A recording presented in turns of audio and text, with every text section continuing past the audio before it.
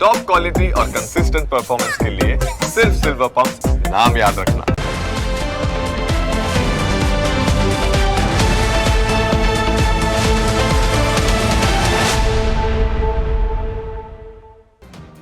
ફક્ત પાવાગઢ જ નહીં, ડાકોરમાં પણ પાર્કિંગના નામે શ્રદ્ધાળુઓ પાસેથી ઉઘાડી લૂંટ ચલાવવામાં આવી છે। ડાકોરમાં સરકારી પાર્કિંગનો કોન્ટ્રાક્ટ રિન્યૂ ન થતાં સરકારી પાર્કિંગ ધૂળ ખાઈ રહ્યું છે। 35 કરોડના ખર્ચે બનેલું આ પાર્કિંગ શોભાના ગાંઠિયા સમાન બની ગયું છે અને તેના કારણે ખાનગી પાર્કિંગ સંચાલકો મન ફાવે તેટલા રૂપિયા વસૂલે છે। આખા ડાકોરમાં 25થી વધુ ખાનગી પાર્કિંગ આવેલા છે। સરકારી પાર્કિંગની અવ્યવસ્થાના કારણે યાત્રાળુઓ મજબૂરીમાં ખાનગી પાર્કિંગમાં પોતાનું વાહન પાર્ક કરવા મજબૂર બન્યા છે।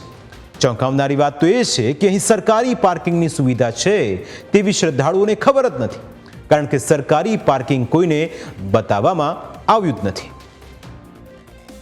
और सरकारी पार्किंग ये भी डाकोर में हमने जरा भी नहीं खाया। તમારી ગાડીની પાછળ જ સરકારી પાર્કિંગ છે। શું વાત છે? તમને ખ્યાલ જ નથી? ખ્યાલ જ નથી, કોઈ બોર્ડ નથી, કોઈ જાણ જ નથી।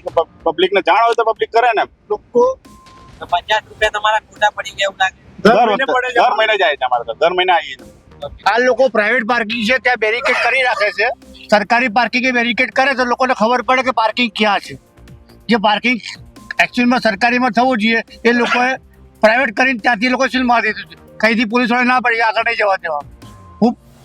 મેં કીધું ભાઈ અંદર જવા દે ગાડી, આગળ ગાડી પડી છે તો મને આગળ ગાડી નહીં જાય તમારી। મેં કેમ નહીં જાય? તો પાર્કિંગ બે મળી છે અહીંયા, એ પ્રાઇવેટ પાર્કિંગ, એ પ્રાઇવેટ પાર્કિંગ વાળા।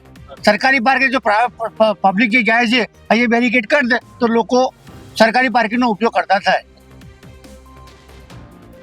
બીજા યાત્રાધામોની જેમ અંબાજીમાં પણ પાર્કિંગના ધાંધિયા છે। અંબાજીમાં પણ શ્રદ્ધાળુઓ પાર્કિંગના નામે લૂંટાઈ રહ્યા છે।